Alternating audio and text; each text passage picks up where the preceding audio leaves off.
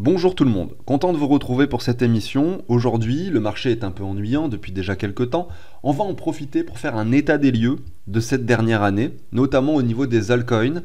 Et cela, on va le faire à travers le portefeuille fictif que j'avais pu créer sur cette chaîne il y a un an environ, un peu plus, que je vous mets sous les yeux. Voilà. Je vais rappeler tout d'abord en début d'émission comment est-ce que j'ai composé ce portefeuille, pourquoi je l'ai fait et finalement quelle était la stratégie avec ce portefeuille. D'ailleurs qui n'est pas terminé et qui va se poursuivre dans le temps, on va en discuter après. Je vais voir dans une deuxième partie finalement quelles sont les erreurs que j'ai faites sur ce portefeuille. Avec du recul maintenant et déjà un an de recul, je peux identifier certaines erreurs ou certaines améliorations, on va dire plutôt, que j'aurais pu faire.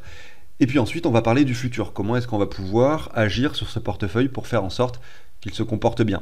Sachant que l'idée de base était simplement d'investir, alors on va dire que ça c'est comme une sorte de portefeuille additionnel. Vous avez, admettons, votre portefeuille, je vais dire, elle est composée de 10 000 euros, on va dire. Sur les 10 000, vous avez 8 000 consacrés aux cryptos sur du long terme, avec par exemple 4 000 sur le Bitcoin, 2 000 sur l'Ether, etc. Et le reste, principalement sur des cryptos top 20, top 30. Et derrière, pour le top 100, top 200, top 500, eh bien on va créer un portefeuille additionnel beaucoup plus risqué. Donc sur les 10 000 euros par exemple, on va en prendre que 1000.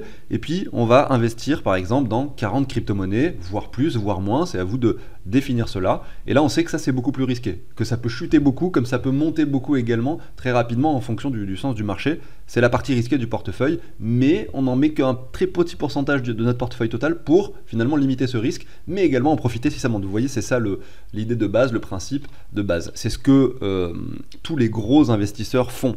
Je prends l'exemple d'une grosse entreprise qui va investir dans plein de secteurs différents. Eh bien, elle va consacrer dans, par exemple, le capital qu'elle veut investir, peut-être 1%, voire 2% à des choses extrêmement risquées. En l'occurrence, par exemple, pour ces entreprises-là, le Bitcoin peut être quelque chose d'extrêmement risqué. Mais nous, en tant que petits investisseurs particuliers, on ne voit pas les choses de la même manière. En tout cas, moi, personnellement, je ne vois pas les choses de la même manière.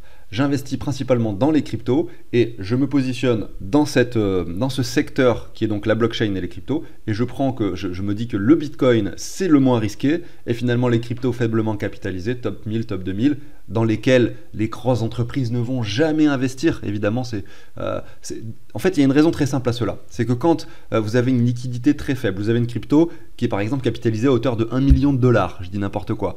Évidemment qu'une grosse entreprise ne peut pas investir dedans. Parce que ce qui l'intéresse, même si ça représente que 1% de son portefeuille, finalement, c'est d'investir quand même plusieurs millions dans les cryptos parce que son capital de départ c'est par exemple 1 ou 2 milliards et si on prend 1% de ce capital pour aller investir dans les cryptos, ça fait quand même des sommes énormes. Et si vous regardez, je sais pas, là on est sur le Bitcoin, on a 500 milliards de capitalisation, aucun problème pour n'importe quelle entreprise d'aller investir là-dedans.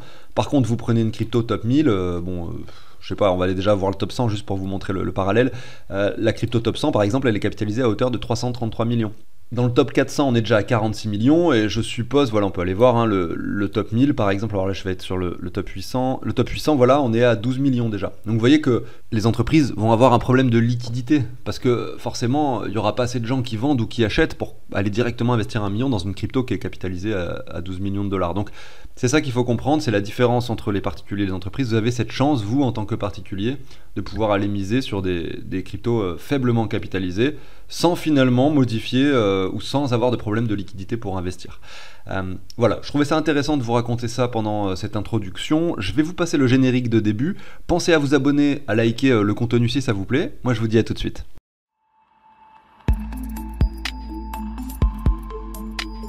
On est parti, comme d'habitude, sache avant de débuter que je te partage un outil d'investissement qui te permet de suivre tes cryptos en temps réel, puisque ça récupère le prix des cryptos finalement en temps réel. Donc l'outil qu'on va voir aujourd'hui, justement, ce portefeuille fictif, c'était la version d'avant, j'ai pas fait les copier-coller, j'ai pas mis à jour tout ça, mais la nouvelle version ressemble à ça, et en fait tu peux ajouter toutes tes crypto-monnaies, donc tu peux ajouter toutes tes plateformes, tu vas dire Binance, Coinbase, Ledger, etc.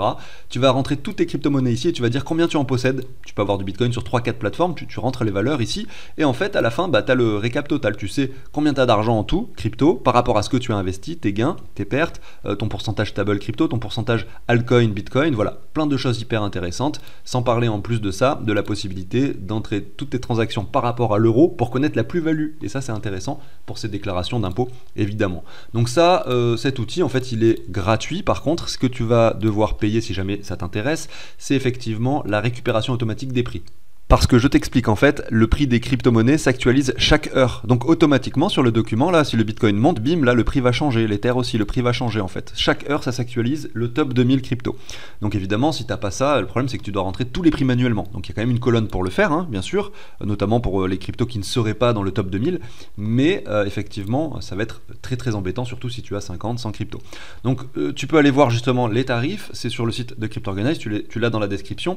Tu vas voir, il y a plusieurs types d'abonnements. Le premier, c'est à peu près un café par mois. Bon, un peu plus, allez, 3,50 € par mois. Et après, derrière, tu as des prix dégressifs en fonction de la longueur de l'abonnement. Trimestriel, 9 €. Annuel, 29 €. Voilà, donc je te mets en plus de ça une émission en haut à droite, enfin une vidéo que j'ai créée qui explique beaucoup mieux que ce que je viens de le faire maintenant, cet outil. Comme ça, tu en sauras beaucoup plus si jamais tu veux approfondir avant de passer à l'action, tout simplement. Voilà, je pense que j'ai dit tout ce que j'avais à dire là-dessus. On va débuter maintenant avec l'émission du jour, et donc ce portefeuille fictif qu'on a créé il y a à peu près un an, un peu plus je pense, sur lequel on a décidé effectivement d'investir dans 40 crypto-monnaies avec une valeur initiale de 2400 €. Voilà, comme je le disais dans l'exemple en introduction, ça peut être 1000 €, ça peut être 3000, 5000, on s'en fiche. L'idée c'est que ce soit une petite somme par rapport à votre argent total crypto. Par exemple là c'est plutôt dans le cas, admettons, où la personne elle a 24, 30 000 € de crypto, elle consacre, et c'est quand même beaucoup déjà, mais 10% à des choses risquées, vous voyez.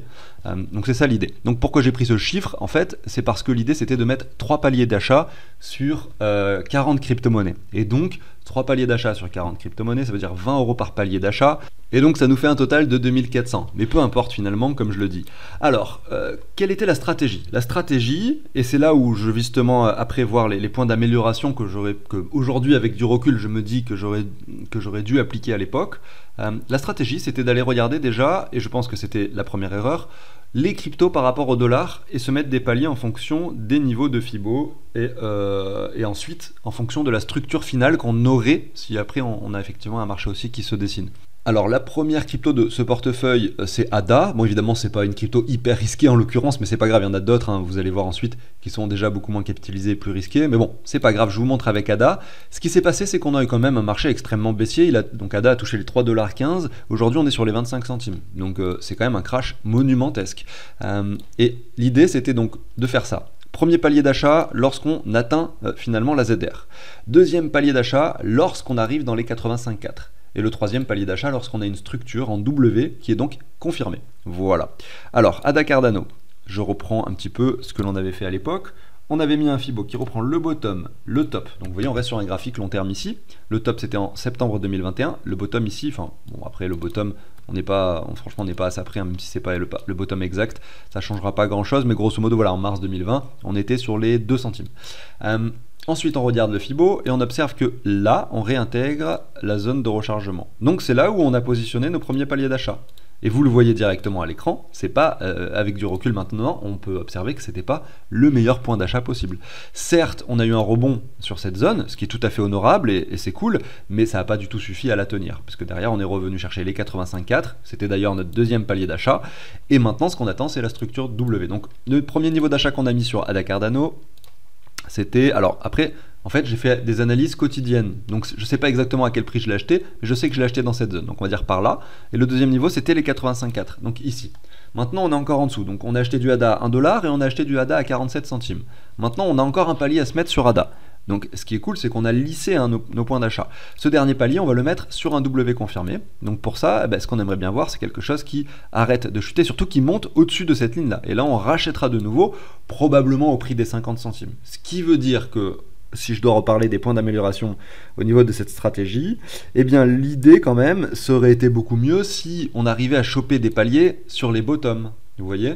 Mais avec les stratégies qu'on a établies ensemble, malheureusement, j'ai envie de dire, eh bien c'est pas le cas. Donc en technique d'amélioration qu'on pourrait donner, c'est une chose qui pourrait être par exemple très très simple de faire, c'est au lieu de diviser par 3 notre investissement, c'est-à-dire de mettre 3 paliers, on s'en met 10. On se met 10 paliers et on va beaucoup plus bas que les 85,4. On se dit que par exemple tous les 5 centimes, en dessous des 90 par exemple, ou en dessous des 85,4, et bien toutes les 5 centimes on se met un palier d'achat. Évidemment, le risque, c'est que si on s'arrête ici et qu'on monte, à ce moment-là, vous n'avez pas eu l'occasion d'acheter la crypto en question. Sauf que là, en l'occurrence, le bear market est quand même très long, et quand même très violent, souvent plus que ce qu'on arrive à l'imaginer, même si ça se reproduit à chaque fois tous les 4 ans, on n'est jamais prêt, c'est difficile. C'est difficile de prendre cette décision. Mais voilà, effectivement, une technique d'amélioration possible. Je vais vous donner un deuxième petit tips, enfin astuce, qu'on peut avoir pour également améliorer ce genre d'investissement long terme qu'on peut faire. C'est bien sûr de regarder la crypto-monnaie, enfin le prix de la crypto-monnaie par rapport au Bitcoin. Alors je vais vous montrer, je vais vous expliquer pourquoi, et vous allez voir c'est très facile à comprendre, c'est simplement que par rapport au Bitcoin, on revient sur les mêmes prix qu'avant. Je vais vous montrer le graphique juste après. Alors que par rapport au dollar, regardez le graphique que vous avez sous les yeux, on n'a pas vraiment de point d'arrêt. Vous voyez que ça, cette ligne, alors je vais la tracer concrètement ici avec une ligne blanche horizontale. On voit qu'il n'y a pas trop de points de touche en fait au préalable. Tout le précédent bear market était en dessous de ce niveau-là, donc c'est difficile de localiser des points de support. Alors que sur le prix par rapport au Bitcoin, je vous montre ça tout de suite, eh bien on a quelque chose de tout à fait différent. Pourquoi? Parce que regardez, le prix aujourd'hui de ADA Cardano revient sur un niveau pertinent du précédent bear market, sur lequel on avait jonglé, on s'était arrêté à plusieurs reprises. Et on peut en localiser d'autres des lignes, et ça va nous permettre de se mettre des supports, des résistances, et donc de se mettre ces paliers justement à ces niveaux-là. Donc en l'occurrence, par exemple, regardez, quand on est venu chercher cette ligne pour la première fois, c'était le 23 mai 2023. Donc si jamais vous mettez un palier sur ce niveau-là, le 23 mai 2023, qu'est-ce que c'est en termes de prix par rapport au dollar? Là c'est janvier. Vous voyez, alors c'était avant, mai 29, 22, 23, c'était ici. Donc ça vous fait un palier à 36 centimes, vous voyez. Par rapport au dollar, on a chuté par la suite, probablement avec le Bitcoin. Après, évidemment, ça dépend du prix du Bitcoin, donc c'est jamais parfait en fait de faire comme ça non plus, mais ça vous permet effectivement de localiser plus précisément les niveaux. Alors, si vous décidez par exemple d'acheter du Bitcoin dans un premier temps et d'aller investir dans ces cryptos en échangeant du Bitcoin pour ces altcoins, à ce moment-là, il faut absolument regarder le graphique par rapport au Bitcoin. Et ça sert à rien même de le regarder par rapport au dollar. Voilà. Alors, je vois que j'ai mal organisé cette vidéo parce que je voulais vous parler d'abord, dans un premier temps, justement, de la stratégie pour ce portefeuille, et j'ai dérivé en vous montrant, en fait, la stratégie et les améliorations. Bon, c'est pas grave. Ce que je voulais voir avec vous aussi, c'était l'état de ce portefeuille aujourd'hui. Donc, on a commencé avec 2400 €. Aujourd'hui, il en reste plus que 1294. Donc, il a divisé, pas par deux, mais presque. Vous voyez, 46% de pertes, c'est écrit ici, sur le portefeuille. Et ce qui est quand même vraiment cool dans ce portefeuille, et ça il faut vraiment le noter, c'est qu'en fait, eh bien, même si ça a beaucoup chuté et qu'on a perdu effectivement pas mal d'argent, évidemment c'était la partie risquée du portefeuille, donc c'est la partie où normalement vous avez le plus de pertes aussi, c'est ça qu'il faut comprendre, eh bien on a quand même encore 56% de stablecoin pour investir, et ça c'est vraiment cool, parce que maintenant regardez que le marché a énormément chuté, que regardez, je retourne, allez, sur l'altcoin dominance, on a eu, regardez, on est sur un plus bas historique, quand on a commencé à investir dans ce portefeuille. Si je retourne en 2022 avril, c'était par ici, vous voyez, quand on avait une altcoin dominance élevée, c'était pas un bon moment en fait, voilà. Et bien aujourd'hui par contre, et bien avec ces, je retourne dessus, c'est 780 $, et bien on va pouvoir se faire des couilles en or. Non, bien sûr, là c'est les émotions qui parlent évidemment, mais évidemment c'est les 780 $ sur lesquels vous allez gagner le plus d'argent derrière, surtout si vous les investissez effectivement prochainement. Je vais vous prendre un exemple concret. Il y a certaines cryptos sur lesquelles, là, en termes de pourcentage de répartition, vous voyez 0. D'autres, vous voyez 3%. Donc je prends STX, donc là, c'était finalement une des cryptos sur laquelle on a fait le meilleur rapport. Presque, on va dire, parce qu'on avait investi 2 paliers, donc 40 $, il en reste 35. On a perdu que 5 $. Donc finalement, celle-ci est quasiment neutre. Alors comment ça se fait? Eh bien, ça dépend, évidemment, il y a des projets qui ont plus performé, plus marché que d'autres. Et si on regarde, en l'occurrence, STX, qu'on regardait, on le met ici par rapport au dollar, eh bien, ce qu'on observe, c'est que, en fait, en début d'année 2023, il y a eu une certaine euphorie qui s'est opérée, sans réel W. Vous voyez, alors, je vous montre pourquoi on n'a pas mis de troisième palier, parce que je regarde assez régulièrement, en fait, les cryptos en question.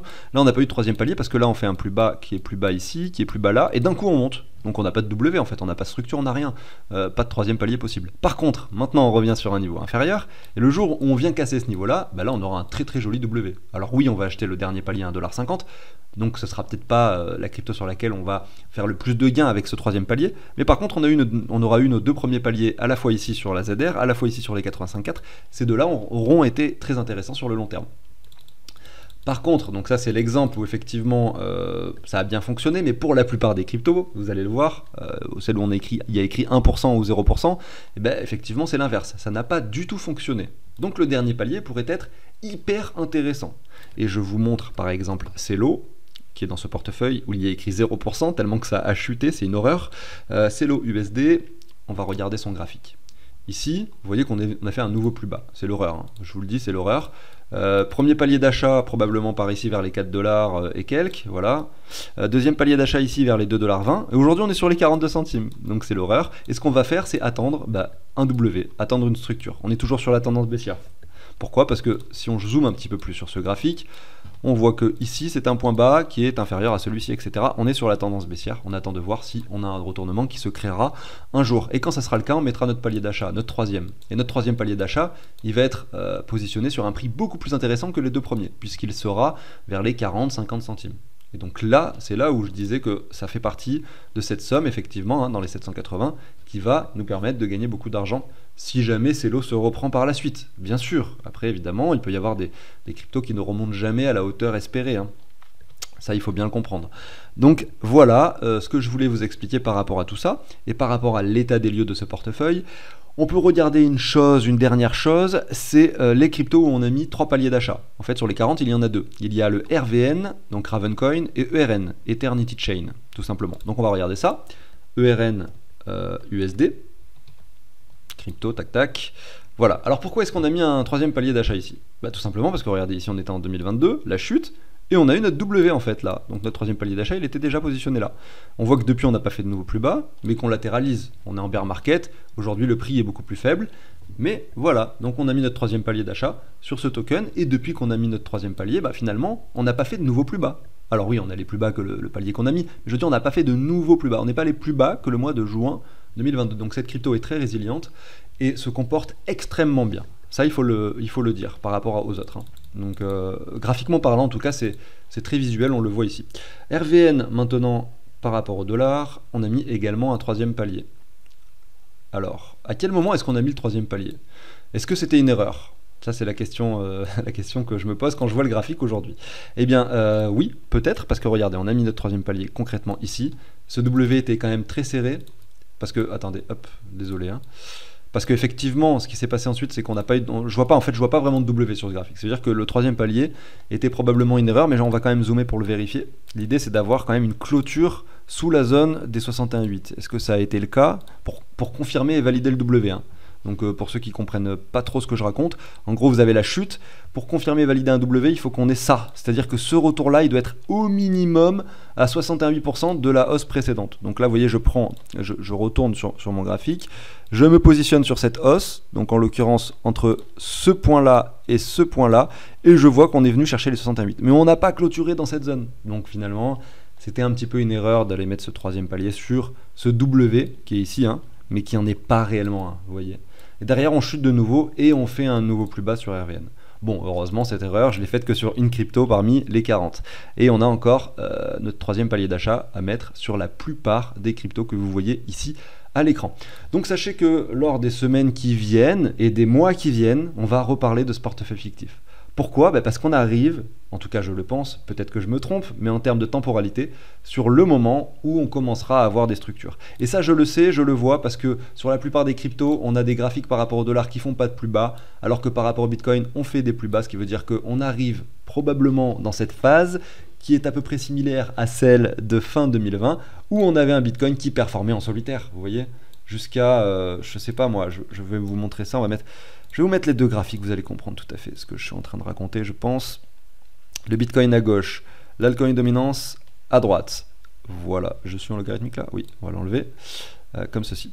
Donc ce qu'on a observé en 2020, donc c'était vers la fin du cycle baissier, hein, c'était un petit peu après le halving, quoique ça a commencé avant. C'est-à-dire que là, c'était à partir d'ici, ouais, vous voyez que là en fait les altcoins ont commencé à performer en janvier 2021. Alors que en janvier 2021, le Bitcoin était déjà là, aux 30 000 $. Donc attendez-vous clairement à ce que lorsque l'intérêt revienne dans les cryptos, il passe tout d'abord par le Bitcoin. Et ça, c'est pas anodin, si vous vous rappelez ce que j'ai dit en introduction. Les grosses entreprises qui vont finalement enclencher ce mouvement haussier dans les cryptos, si ça se produit de cette façon, bien sûr c'est de la spéculation ici, eh bien elles vont forcément commencer par investir dans le Bitcoin. Parce que pour eux, c'est un investissement ultra risqué pour eux. Donc vous voyez, c'est par là qu'ils vont aller se positionner. Et pour une question de liquidité également. Et c'est également parce qu'on a pas mal de fonds d'investissement qui proposent du Bitcoin avec des indices, etc. C'est beaucoup plus facile pour eux d'aller investir dans le Bitcoin avec des démarches qui sont vraiment simplifié. Voilà, les entreprises ne vont pas forcément créer un compte Binance pour aller investir, vous comprenez bien ça. Des fois, il y a des transactions OTC, c'est-à-dire over the counter, c'est-à-dire qui ne passent pas par finalement le marché spot. Ils vont chercher des personnes on va dire d'autres entreprises qui ont cette liquidité de Bitcoin à fournir en fait. C'est des systèmes qui sont beaucoup plus complexes, mais ça justifie, ça explique pourquoi on a un Bitcoin qui monte en solitaire sans les altcoins dans une première phase. Et dans cette phase-là, il ne faut pas s'inquiéter, parce que généralement, on a un portefeuille qui est composé quand même de beaucoup d'altcoins. Donc quand on voit ça, on a tendance à se dire mince, mais pourquoi j'ai mis tout mon argent dans les altcoins alors qu'en fait c'est le Bitcoin qui monte tout seul. C'est ce qui s'était passé en 2020. Donc rappelez-vous finalement de bien répartir votre argent. Est-ce qu'on aura une alt season avant finalement l'intérêt du Bitcoin? C'est possible. C'est-à-dire que là, on peut très bien faire cela, avoir des altcoins qui surperforment le Bitcoin pour qu'on revienne sur cette zone de prix-là. Un peu comme on l'a fait ici, hein. Vous voyez qu'on a accumulé avant de monter par la suite, à 2 reprises. Eh bien, on peut faire la même chose, bien sûr, avant d'avoir des altcoins qui performent pour de vrai. Donc attention à tout ça, et gardez, on va dire, 50% de Bitcoin dans le portefeuille. On va dire que c'est tout à fait honorable. Au moins, vous prenez pas de risque. À la fois, si ça monte, eh ben, vous êtes content, vous en avez 50%. À la fois, si les altcoins performent plus, vous êtes content, vous avez 50% d'altcoins. Mais n'allez pas faire 100% d'altcoins, c'est dommage. Si le Bitcoin monte en solitaire, vous allez le regretter, et inversement. Bref, voilà pour la conclusion de cette émission.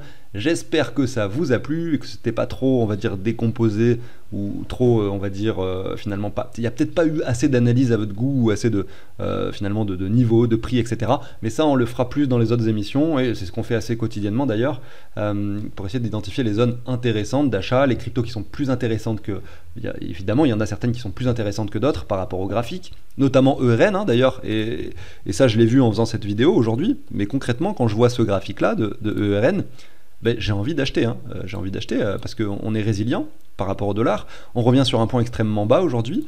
Ça mériterait qu'on le regarde par rapport au Bitcoin. Avant de clôturer cette émission, on a fait un nouveau plus bas par rapport au Bitcoin, évidemment. L'altcoin dominance est très basse.